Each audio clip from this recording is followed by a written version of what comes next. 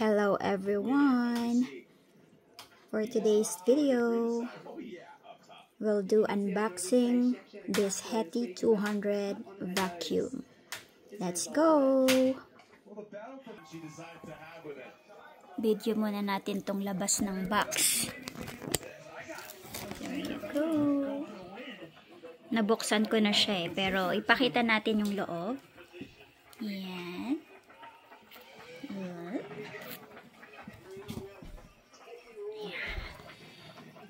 Let's go. Dito na tayo sa loob. Yan.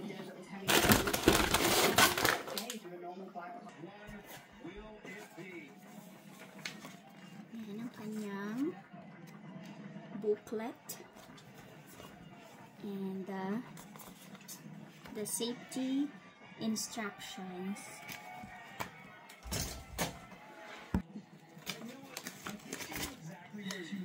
Yan yung brush. Ito ang kanyang mga bibig. There you go. Okay, next. Ang original na bibig niya is yung may gulong. Pero pinalitan ko siya, mas handy sa akin yung ganito. Mas easier kong gamitin. Bumili ako ng extra. And the hose. Haba nito.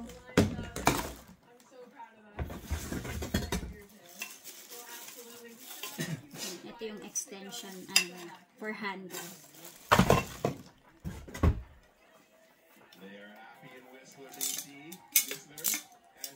Nahabaan. And ito na ang pinakahihintay natin. Tanan! Yan na yung canister niya. May extra bag.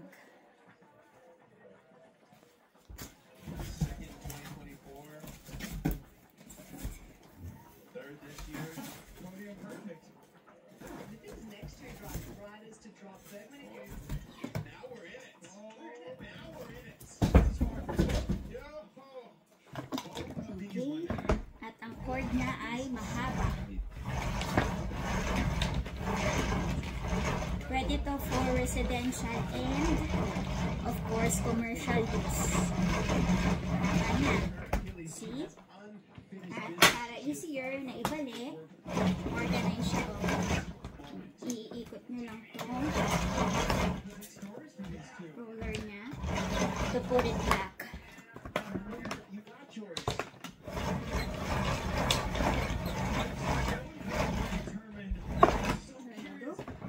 Buksan na natin ang loob. Bagong bago. Nasira na kasi yung 8 years kong gamit. So ngayon lang ulit napalitan. Kung hindi yun nasira, yan pa rin yung gamit natin. Long time yun, talagang forever tong matibay. Highly recommended. So yan, may filter. Yan, may bag pang kasama ulit. Dalawa yung kasama niyang ganitong bag. Yan yung loob.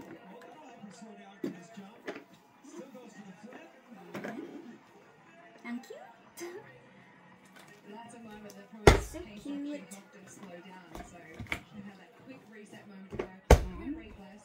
Try nating i-on kung gaano siya kalakas. Medyo mabigat talaga to. 8 kilogram. Pero ano naman to, long time used. May magaan din ito, may 160, ito 200.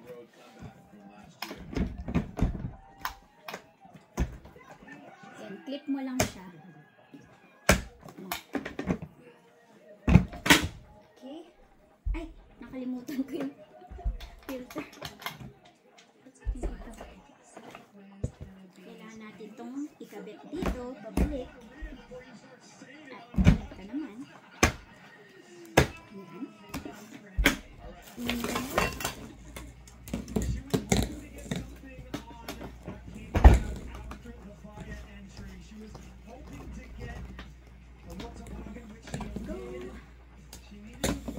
Kabit natin itong mga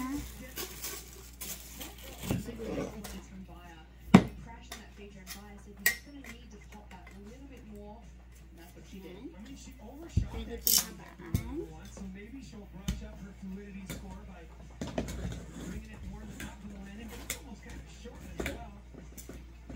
Ayan, ang haba, diba? Lagyan natin ito.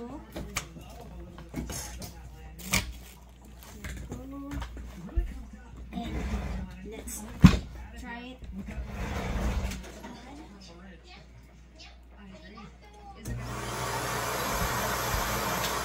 Naka-on na pala. I-on natin ulit.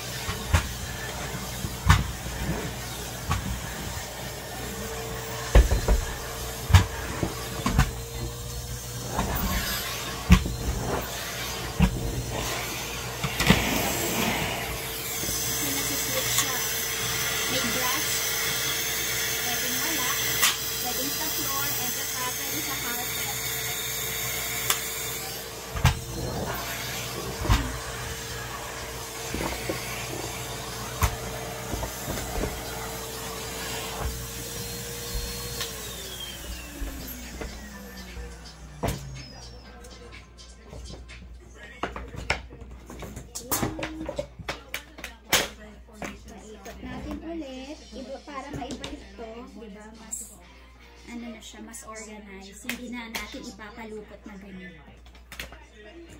Mahaba din to, 10 meter. So yun lang. Ito na ang ating bagong vacuum na gagamitin sa ating trabaho. Ayan.